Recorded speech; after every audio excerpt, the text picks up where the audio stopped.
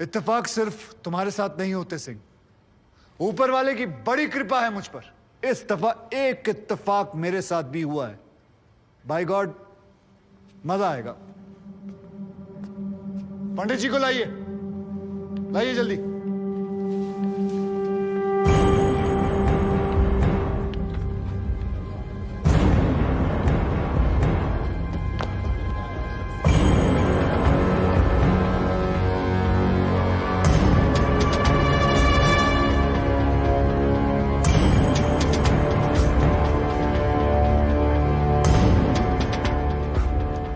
क्या मैं पूछ सकता हूं कि क्या हो रहा है इस कोर्ट में? और क्या आप बताने की जहमत करेंगे कि आप ऐसा होने क्यों दे रहे हैं? कौन है ये बाबा सर? इसका इस केस से क्या रिलेशन है सर? ना कोई एडवांस नोटिस है, ना अग्रिम सूचना है। क्या रेलेवेंस क्या है और आप इसे अलाउ कर रहे हैं? जनाब, इस विटनेस का नोटिस देता ना तो ये विटनेस यहां नहीं होता, किसी मुर्दा घर में गड़ा हुआ होता। इस आदमी को मैं पकड़ के नहीं लाया हूं, पुलिस वाले पकड़ के लाए हैं। और जनाब, इस विटनेस का इस केस के साथ डायरेक्ट कनेक्शन है। इंस्पेक्टर साहब, आपने अरेस्ट किया इसको? जनाब, ये वकील साहब एकदम सही कह रहे हैं। इस पंडित का इस केस से सीधा संबंध है। अगर संबंध नहीं हुआ ना, इंस्पेक्टर साहब, नौकरी खा जाऊंगा मैं आपकी। जानते हो ना ये बात? लेकिन जनाब, मैं बिल्कुल सही कह रहा हूं। ठीक है, मैं विटनेस को अलाउ करता हूं। No sir, I object sir, I object. Mathur साहब, मेरी बात सुन। देखो क्या है यार, 3 बजने वाले हैं, बाहर जाएंगे ना बस मिलेगी ना रिक्शा मिलने वाला है। 6 बजे तक तो वैसे ही बैठना हम लोगों को, तो तब तक करवा लेते हैं विटनेस। मतलब हो सकता है कि इसमें कुछ निकली है। हैं जी? चलिए जी, विटनेस बॉक्स में आ जाइए।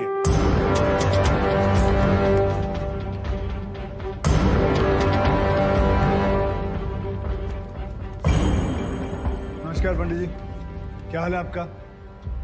घरेलू कपड़े वपड़े टीका शीका लगा के पूरी तैयारी में आए हैं। भाई भट्ट साहब खड़े होइए। कोर्ट को बताइए कि इन पंडित जी का नाम क्या है? मोहम्मद इकबाल कादरी। हैं जी? मोहम्मद इकबाल कादरी। मोहम्मद इकबाल कादरी। इसको कहां से अरेस्ट कर लिया जी आपने? जनाब, मथुरा से 1 साल से वहां छुपा हुआ था, साधु का भेष बनाकर। ये तो कमाल हो गया। जज साहब, इंस्पेक्टर महोदय झूठ बोल रहे हैं। हमारा नाम इकबाल कादरी नहीं है। हमारा नाम तो रामकृष्ण सारस्वत है। हम तो निरीह ब्राह्मण हैं, ब्रह्मचारी हैं। हाँ, जम्मू के रहने वाले हैं, उस वजह से भाषा में थोड़ी कश्मीरी झलक है, लेकिन हम वो नहीं है जो बताया जा रहा है। ये देखिए हमारा आधार कार्ड और voter ID card. Om Prakash ji, जरा लेके आओ उसे। लाओ जरा, फटाफट लेके आओ। जनाब, ये पंडित सरासर झूठ बोल रहा है। इसने पुलिस को खुद स्टेटमेंट दिया है, जिसमें इसने खुद कहा कि ये इकबाल कादरी है। कंधे के ऊपर उत्तर प्रदेश पुलिस के 2 स्टार लगा रखे हैं। इतना मालूम नहीं है कि पुलिस को दी गई स्टेटमेंट कोर्ट में एडमिसेबल नहीं है। जनाब, ये इंसान एक ट्रेन्ड मिलिटेंट है।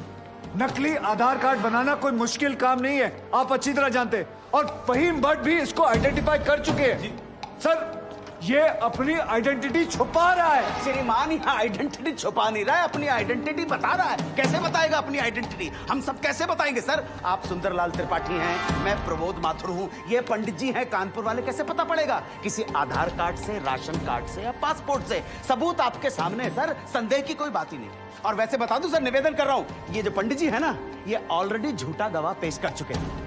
बार एसोसिएशन ने इनका लाइसेंस रद्द कर दिया। चंद घंटों के मेहमान है ये वकीलगिरी से सर, इनकी बात को सीरियसली नहीं लिया जाए। माथुर साहब, चंद घंटे तो है ना, लड़ लूं ना तब तक तो लड़ सकता हूं ना। जॉली साहब, ये देखो यार, कोर्ट में लड़ने वड़ने की बात मत करो आप।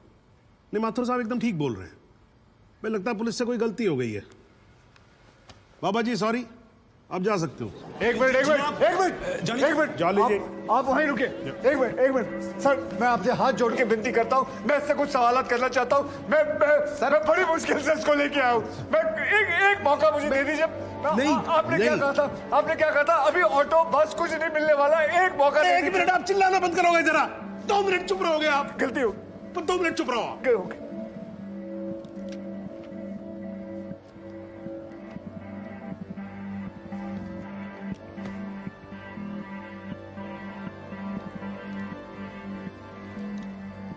ठीक है, मैं विटनेस को अलाउ करता हूं। अरे सर, अब क्या सर?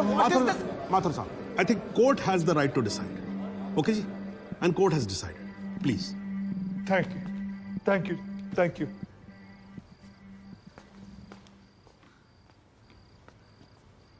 तो आप निरी ब्राह्मण ब्रह्मचारी, तो फिर धर्म का बड़ा ज्ञान होगा आपको। अवश्य है। मैं भी कान्यकुब्ज ब्राह्मण हूं, वो भी जनेऊधारी। तो चलिए दो ब्राह्मणों के बीच में शास्त्रार्थ हो जाए। पूछिए क्या पूछना है। चलिए गायत्री मंत्र सुनाइए।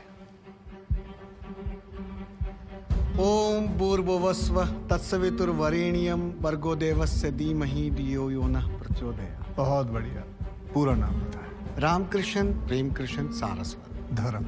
हिंदू। हिंदू धर्म में कितने वेद हैं? 4। नाम बताएं। ऋग्वेद, सामवेद, यजुर्वेद, अथर्ववेद। 4 युगों के नाम बताएं।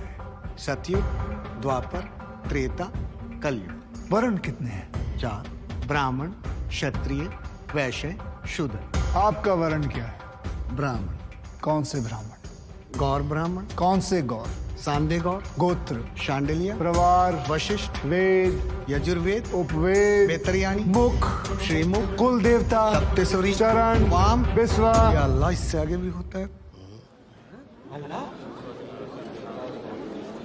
क्या कहा आपने? बिस्वा नहीं पता, आपने- नहीं पता, बिस्वा नहीं पता। विश्वा से पहले क्या कहा? विश्वा से पहले क्या कहा इकबाल कादरी? लानत है तेरे पे इकबाल कादरी, लानत है। अब तो अल्लाह का नाम भी आ गया जुबान पे। अब तो सच बोल। देख तू कुछ भी कर ले, तू बचेगा नहीं। कब तक जिएगा झूठ की जिंदगी? अस्तगफिरुल्लाह। वाइंते वन पोस क़यामत के 2 कुछ बुद्धि खुदाइश। मैं आईने वाला सिद्ध किया। खुदा जो उच्छान कुछ गुनाहगार सोई कर फैसलन पोस क्या छू क्या चौपोस के छू ना परवायती करना मिला इंसाफ। खुदा करे इंसाफ पन्नीस दरबार बस इंशाल्लाह। इकबाल कादरी, अगर मैं चाहता था तुम्हारा मेडिकल टेस्ट करवा के ये पता कर सकता तुम कितने बड़े पंडित हो, मगर मुझे तुम्हारी जुबान से सुनना था। कोर्ट को बताओ तुम्हारा असली नाम क्या है, बताओ।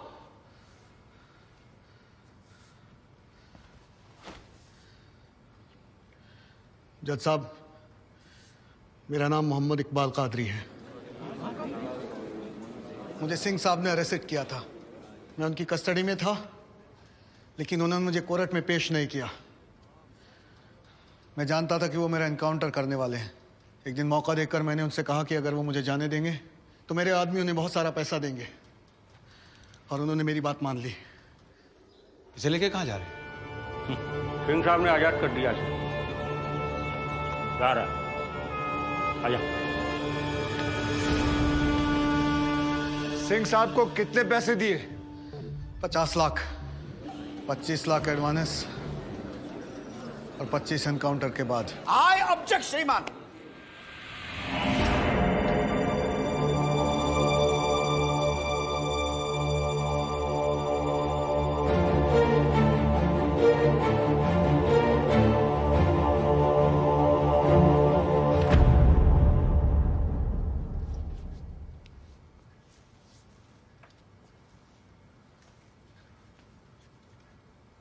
मुझे और कुछ नहीं कहना जनाब, मगर माथुर साहब की एक बात का जवाब जरूर देना चाहूंगा कि हमें सूर्यवीर सिंह चाहिए या फिर इकबाल कादरी। जनाब, हमें दोनों ही नहीं चाहिए। हमें ऐसे कादरी नहीं चाहिए जो बेगुनाह लोगों को मारना जिहाद समझते हैं, लेकिन हमें ऐसे सूर्यवीर सिंह भी नहीं चाहिए जो पैसों के लिए एक मिलिटेंट को छोड़ देते हैं और किसी बेकसूर की जान ले लेते हैं। मैं हिम्मती बहादुर पुलिस वालों को सलाम ठोकता हूं, झुककर सजदा करता हूं, लेकिन जिसके हाथ किसी बेकसूर के खून से रंगे हों, उसे मैं वही कहूंगा जो वो है, कातिल। और ऐसे राक्षसों से बच के रहिएगा माथुर साहब। किसी ने 25-30 लाख ज्यादा दे दिए तो क्या पता अगला इत्तेफाक आपके साथ हो जाए।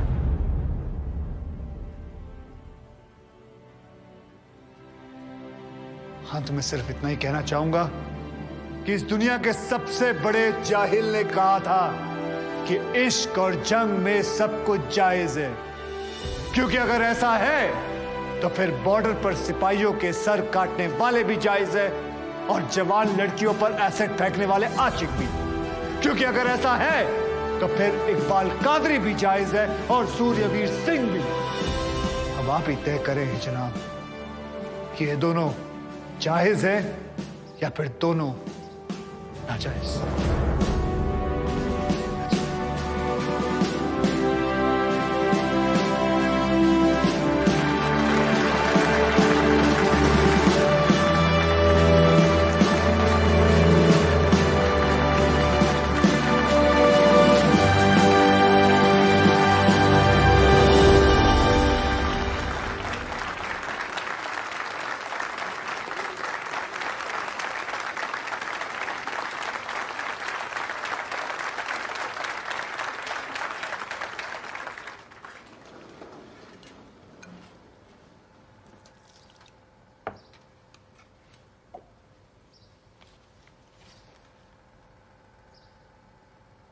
सालों में एक बार कभी कोई ऐसा केस आता है जब इस कुर्सी पे बैठने का अफसोस नहीं होता है।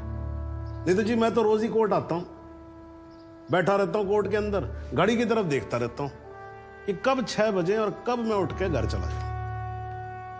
क्या करें जी, न्यायपालिका की हालत ही कुछ ऐसी है। ये देखो जी, ये अंधेरे बदबूदार कमरे जिन्हें कोर्ट कहा जाता है। भाई साहब, इसमें हम जैसे जजों का आने का मन नहीं करता। आम जनता की बात तो क्या करें। हाँ जी मात्र साहब, ठीक बोल रहा हूं ना मैं? ये मतलब 3 करोड़ से ज्यादा केसेस पेंडिंग है इस देश के अंदर, और कुल मिलाकर जज कितने? 21,000। यानी देखा जाए तो 1 लाख लोगों पर 1 जज। डेट पे डेट पड़ती रहती है। हाँ जी, लोग आते रहते हैं, हताश होकर घर जाते रहते हैं। लेकिन फिर भी आज भी हिंदुस्तान में जब कहीं 2 लोगों के बीच में झगड़ा होता है ना, कोई विवाद होता है, तो एक दूसरे से क्या कहते हुए पाए जाते हैं? I will see you in court. क्यों करते हैं भाई लोग ऐसा? हाँ जी, क्योंकि आज भी लोग भरोसा करते हैं, न्यायपालिका पे। उनको भरोसा होता है कि अगर सरकार उनकी बात नहीं सुनेगी, प्रशासन उनकी बात नहीं सुनेगा, पुलिस उनकी बात नहीं सुनेगी, तो कोर्ट सुनेगी उनकी बात, सुनेगी और न्याय देगी। भाई साहब, इस कुर्सी पे बैठा मेरे जैसा हर आदमी, उसका यह कर्तव्य बनता है कि वो इस भरोसे को ना टूटने दे। इस कोर्ट में पेश किए गए सभी गवाह और एविडेंसेस, एक बात तो एकदम साफ हो जाती है कि 13 अगस्त को गोमती नदी के पुल पे जो भी हुआ वो अचानक होने वाला एनकाउंटर नहीं था, बल्कि एक सोची समझी साजिश के तहत की जाने वाली हत्या थी। इसलिए यह कोर्ट इंस्पेक्टर सूर्यवीर सिंह और उनके सभी साथियों को आईपीसी सेक्शन 302, 201, 182 और 340 के तहत हत्या, एविडेंस मिटाने, कोर्ट को गुमराह करने और झूठे सबूत पेश करने का दोषी मानते हुए लाइफ इम्प्रिजनमेंट की सजा सुनाती है। और यह कोर्ट शहीद कांस्टेबल बलदेव सिंह भदौरिया के पुत्र राम कुमार भदौरिया को तुरंत रिहा करने का आदेश भी देती है। The court is adjourned।